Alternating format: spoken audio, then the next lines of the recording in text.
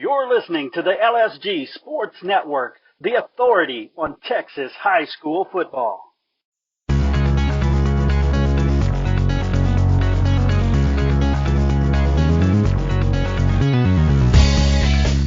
Welcome to the Texas High School Football Coaches Show on Lone Star Gridiron. I'm Chris Daly, and it's my belief that the men that make up the fraternity of Texas high school football coaches are much more than a bunch of thick-necked guys with whistles. They do so much more than teach technique and the X's and O's of football. They take young boys and change them into young men of character. They get kids to believe in themselves, to trust others, and to put others ahead of themselves. Texas high school football coaches are unique in how they impact the lives of these athletes as well as the generations those kids touch. In this show, I sit down with a different Texas high school football coach each time and learn about them. Not their record, not their on-field accomplishments, but who they are and what they believe and what it means to be part of the greatest sport in the greatest state.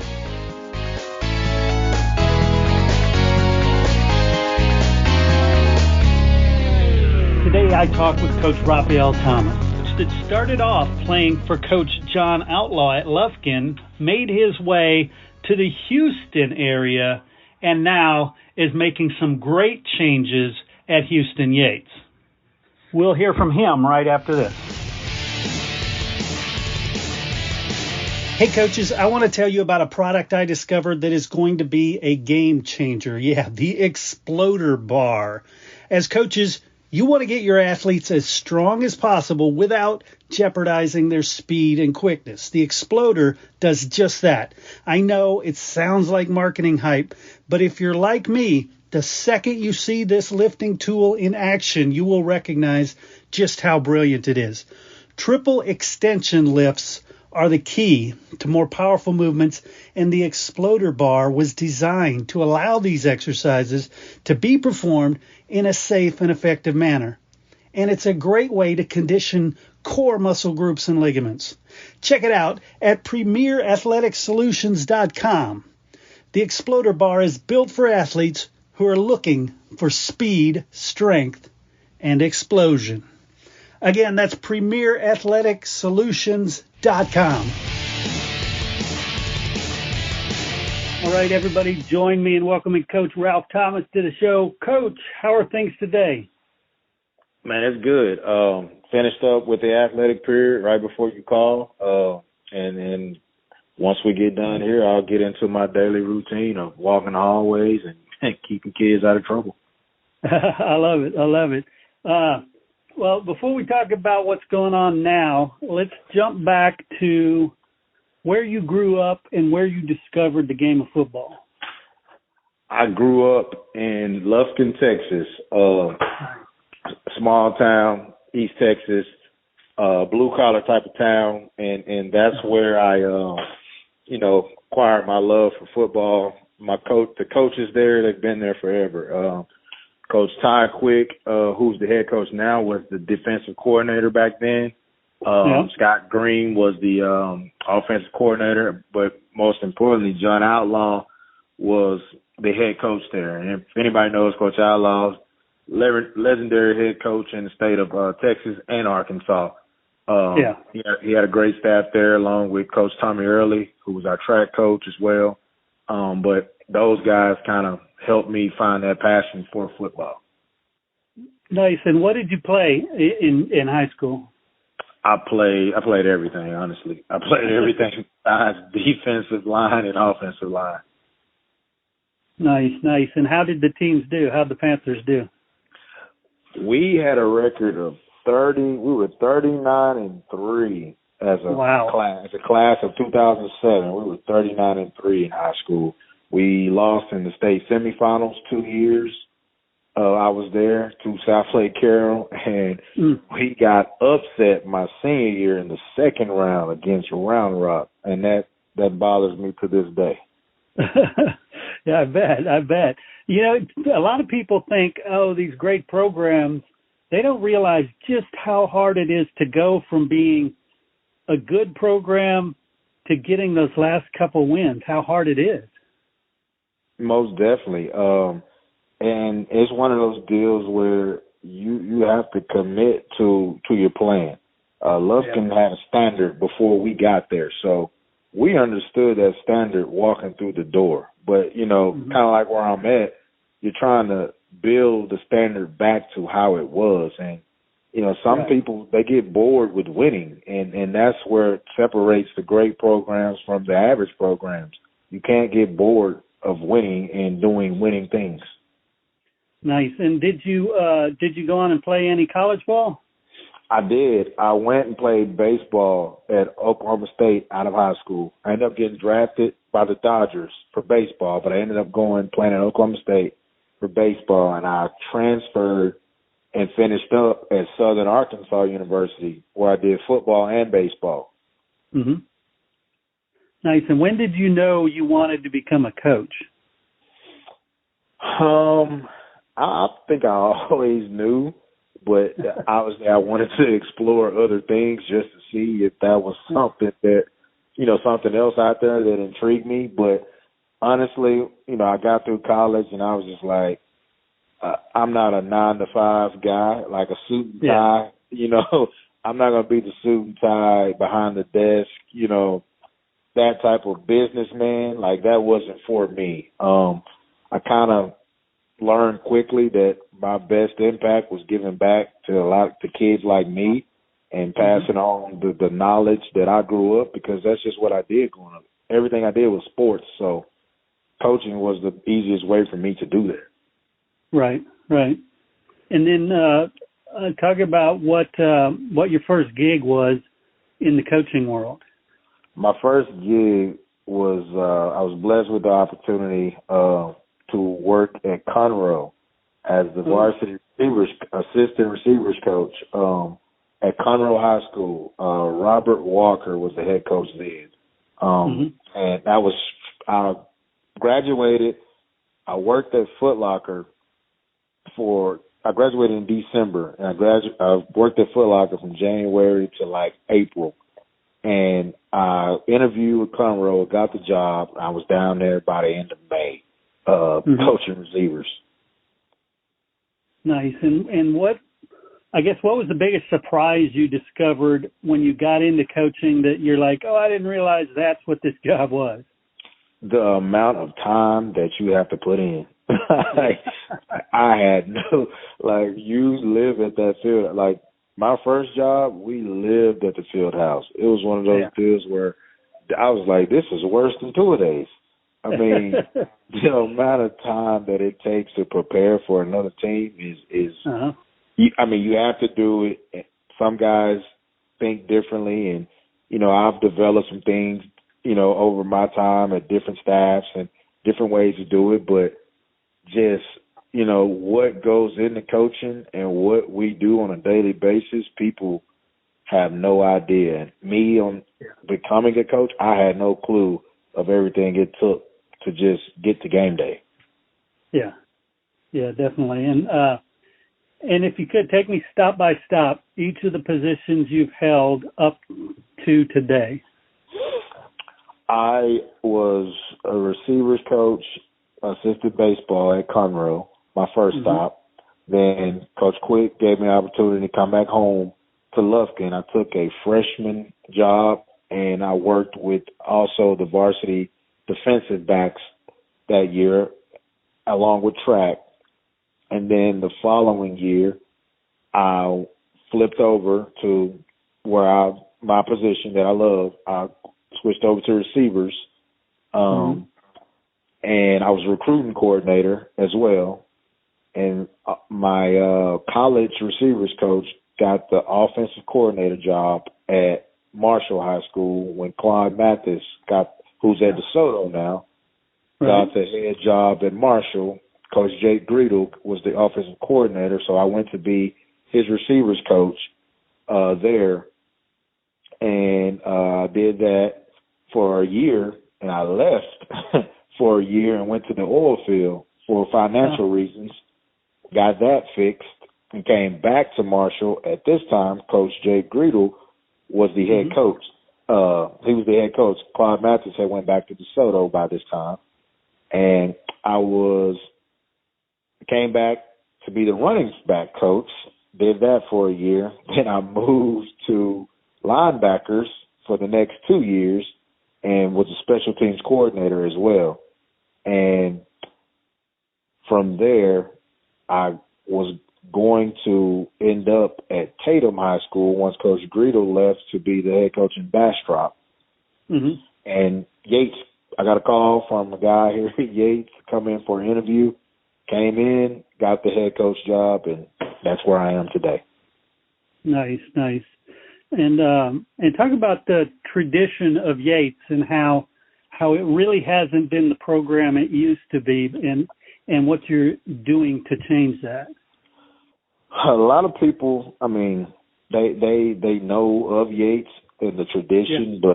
But I mean, everybody associates it with HISD, where, you know, it has this stigma of it's just terrible when it's really not, to a certain extent. Yates has been the dominant team in football in HISD for as long as I can remember. The first inner city school to win a state title back in 1985. They also had 4 state championships back in the PVIL, the Prairie View Interscholastic League, which were the all-black high schools. They had 4 state titles during that. So that's 5 state titles amongst like 20, 30 district titles. That's just in the UIL days. It's full of tradition. I mean, you have players, Santana Dotson went here. You had those type of guys that no one even knows about. It's like it's forgotten. And it's one of those deals where I'm trying to do things, put things in place to remind people that this place was once special. It could get back to it. The issue was back then, Yates was the big dog in the city. You didn't have a lot of these schools built up around Yates to kind of pull players away from the inner city. Right. And now you have to fight that battle. You know, you have Fort Bend Marshall wasn't around when Yates was winning back in the day. You didn't have, you know, Alvin Shadow Creek around. You didn't have a lot of these schools in the area that are great programs where they gave kids other options to go. You went to Yates. That was the school to be at. So all I'm doing is trying to bring back discipline and bring back pride, you know, where kids show up when they're out and about, they wear their Yates gear with pride. But you have to show up and work every day, because these kids haven't had an off season. Like, this program hadn't had an off season in a while. So that's one of the things I instilled here was we're going to be a disciplined program. I don't care that people say you can't do that there. Those kids won't listen. Well, you know, these kids do listen. They just needed somebody that came in that actually showed that they care. So we put all season in place. We have discipline plan in place. We have procedures in place that make kids buy into structure and hold them accountable. So the big things are discipline, accountability, and just understanding time. That's my big deal. That's my core values are based around time. You know, it's not promised. Manage it well, and you don't get it back. So let's make the most of it. Right on. Early, you mentioned that you had a gig as a recruiting coordinator. Now, as a head coach, sitting in the big chair, and the focus through the High School Coaches Association on straight line recruiting, how do you compete with, and is it a problem, the street agents that are out there? Hey, I want to talk about one of our sponsors, Ready Sports Drink. Football star Aaron Donald always brings something extra to his all-pro performances. Ready Sports Drink. It's science in a bottle. Ready Sports Drink features premium hydration with 3 dominant electrolytes, not just 1 or 2. Ready Sports Drink. Complete hydration with extra energy from super fruits and B vitamins. All this with 0 added sugar and great tasting flavors. Ready Sports Drink, the future of sports drinks. and Aaron Donald's hydration edge every time he sets foot on the field. Ready Sports Drink, now on sale at your local Dollar Tree. How do you compete with, and is it a problem, the street agents that are out there? Well, yeah, that has become a problem. But if you, you know what you're doing. I think me being a recruiting coordinator before I was a head coach gave me an advantage in that area because I know all about the street agents per se. You're going to need some help nowadays to kind of get your kids' attention because, I have guys that help me outside of here, but I know those guys have marketable names. They have brands. They people respect their opinion. One's name, Mike West. He has a firm representation group for that. So it's called PPR. He does a great job of helping me. I also have coaches here on staff that has played Division I ball that know a lot of guys. So we are well connected over here. So a lot of the street agents are irrelevant when it comes to our program. But we keep tabs on what's going on because guys will try to take advantage of parents and kids if you allow them. Right. And you mentioned a couple coaches. You mentioned Todd Quick. You mentioned Slaughter. Talk about some of the coaches that had the biggest influences on you. I would say high school coach Early, Tommy Early. He was an offensive line coach, but he was a track coach as well. Coach Early was a coach that to this day I've never heard Coach Early say a cuss word. Now I didn't follow in those footsteps, but he made sure to never allow you to sell yourself short and that's accountability was his big thing. He didn't care if you liked it or not. He was going to tell you the truth no matter what. And he taught me that I didn't want to run track. I was fast. I didn't want to do it. But it was one of those deals where it was like you're selling yourself short by not running track. This is going to make you a better athlete. This is going to make you fight through whatever you thought you couldn't do, you can do it. I didn't want to do the work. Just call it what it is. And Coach Early was the type every day he was going to hold you accountable, no matter if you felt like it or not, because he wasn't just teaching you sports. He was teaching you life through sports. Like, you're going to have a job one day. You're not going to feel like going every day. So it's best that you learn this now than for me to be talking to you about this when you're 30 and it's too late. Right on. And what about Coach Outlaw? What did he impart? Coach Outlaw was someone he was a player's coach. He was. He fit the Coach Early mold as to, one of the coolest coaches I've ever played for. But he never allowed you to slack. It's one of them deals where Coach Outlaw could be punishing you by making you. We had a tire called Spike, big tractor tire, where we had to flip it if we got in trouble. He'd stand there and walk up and down the field with you as you're flipping it, just, talking positivity into you. And as he's punishing you, he's being positive as he's punishing you. To where it's one of them deals where he's going to love you up at the same time that he's, instilling these discipline principles into you. Nice. And what about the kids today versus the kids when you were coming up? A lot of people complain, saying their attention's elsewhere.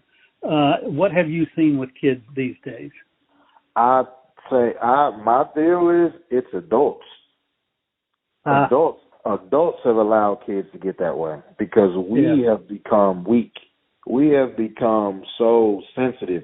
Like, kids are going to do what adults allow them to do. True. So my thing is, I'm glad you asked that question. Okay, let's make adults great again. It's the kids are kids. They hadn't changed. I did the same thing that these kids are doing in high school today. Even though they have social media and this and that, all the stuff we didn't have, kids still want structure. Kids still want discipline. It's about, are you willing as an adult to do that? Because nowadays, all you hear about is adults running the social media. They're the ones who complain the most. They complain more than kids. Yeah. So the new MAGA should be Make Adults Great Again. Make adults great again. I love it. And what about young coaches coming in? A lot of those guys, the story I keep hearing is they all want to be 6A in the big chair at the popular school immediately. How do you get them to chill out? Well, I mean, I'm 34 years old, so I'm relatively young to be a head coach. Yeah. But you have to explain to them, I started somewhere as well, but you have to start somewhere and work your way up, no matter who you are. Like, we have guys, you have the exceptions, that know guys that get the big break early, but that's that's not reality. That's a false reality. That's not everyone's deal, Right. You don't compare your situation to someone else. So my big thing, what I tell my coaches is, I'm still young and I've held a lot of, hats before I got here, but I put the work in. Like, I always was trying to learn. I always was taking something from someone, and I was always available. Like, the young coaches, they want all that stuff. They want all these things. I'm sorry. Can you hear me?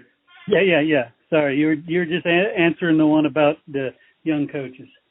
Okay, I'll start over on that. I was saying that, like, I'm still young, I'm 34. I've held hats up until this point, but I was willing to not think that I should be in this type of chair after my first year of coaching. Yeah, I thought I had great leadership qualities, but I also understood I had a lot to learn still, and I always made myself available and present to learn those things.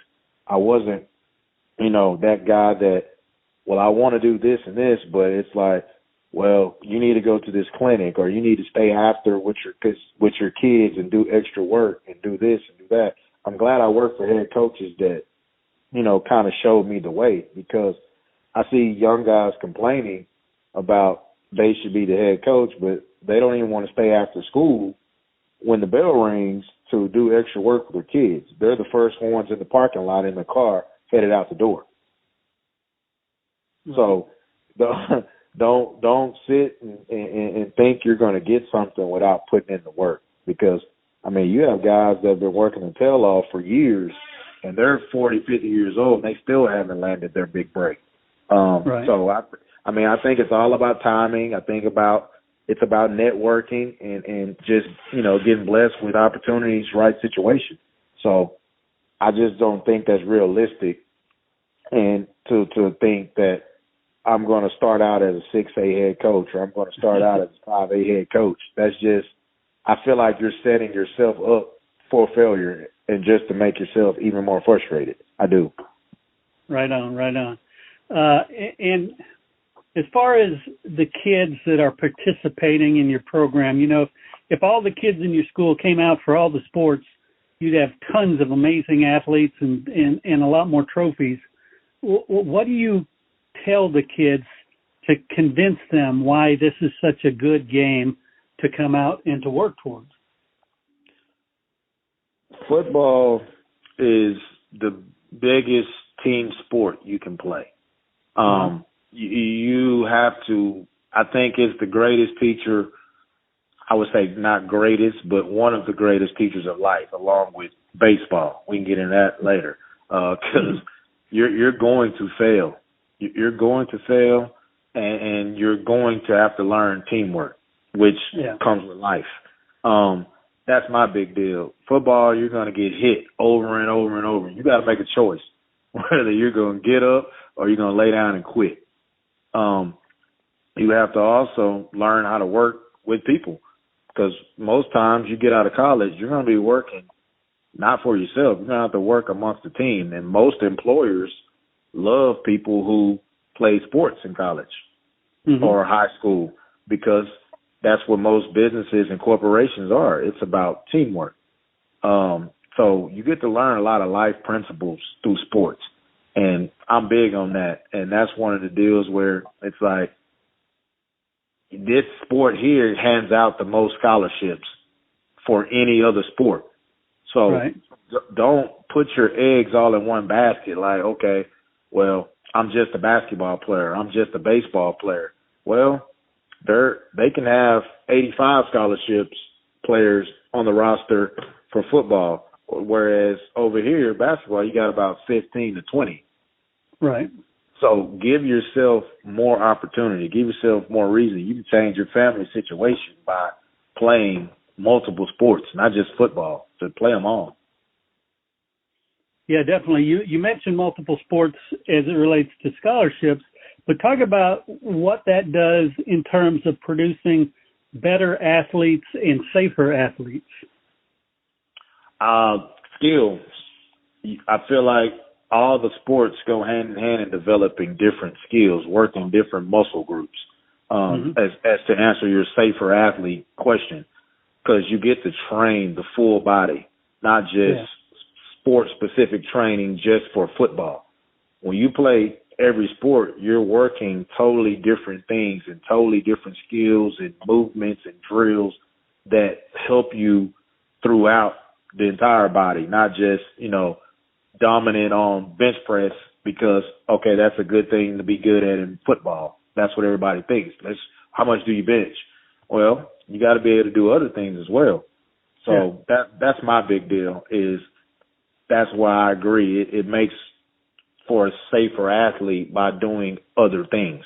So you're not just dominant in one, and you're not getting just one skill trained. Awesome. And for people who maybe growing up 10, 15 years ago, saw some Yates football, that are thinking about coming out and watching some now, what can they expect to see on the field? You will see a team that is trying their best to demonstrate, what it used to be like to go to Yates, but at the same time showing a new style, a new vibe here at Yates. So I'm trying to mix a little of the old with the new. But you will see we'll be disciplined. We'll be fast. We'll be strong. We will be respectful, and we will go out and play our tails off to the final whistle. That's what we're going to do, because that's what I'm going to require us to do, and that's what we've been working to do. I love that. That sounds like some good football to me. Yes, sir. That's all I know. That's how I was taught, so I'm trying to instill it here. Right on. Well, Coach Thomas, guys, I want to thank you for sitting down with me, sharing some of your background and your stories. Great stuff. No problem. Thank you very much for having me. Did you play Texas high school football? If you did, you're part of an elite group, the Brotherhood of Texas high school football. All football players, past and present, who have ever suited up in the Lone Star State are eligible. Go to LoneStarGridiron.com/brotherhood. And thank you for the part you played in the greatest sport in the greatest state. Until next time, I'm Chris Daly, and we'll see you at the game. Hey, if you're involved in your team's fundraising, get this. I was recently introduced to Success Fund, and I was blown away by what it can do. If you're not already using Success Fund to manage your fundraising, you'll really want to check this out. SuccessFund.com. That's Success, F-U-N-D.com. It's not a specific fundraiser, no. Now, Success Fund is a platform with free tools that makes it easy to run whatever fundraiser you're already planning. Sponsorships, donations, camps, clinics, whatever it is. Success Fund makes it 10 times easier. Plus, schools use it to accept Venmo, which is otherwise not an option. Because so many thousands of fundraisers have been through their system, these guys know what works and what doesn't. and they just put out a free high school football fundraising guide. Yeah, you can go and download the guide for free at successfund.com/football. It takes 2 seconds to grab it. Again, you want to be sure to check these guys out, but at the very least, go grab this free football fundraising guide at successfund.com/football.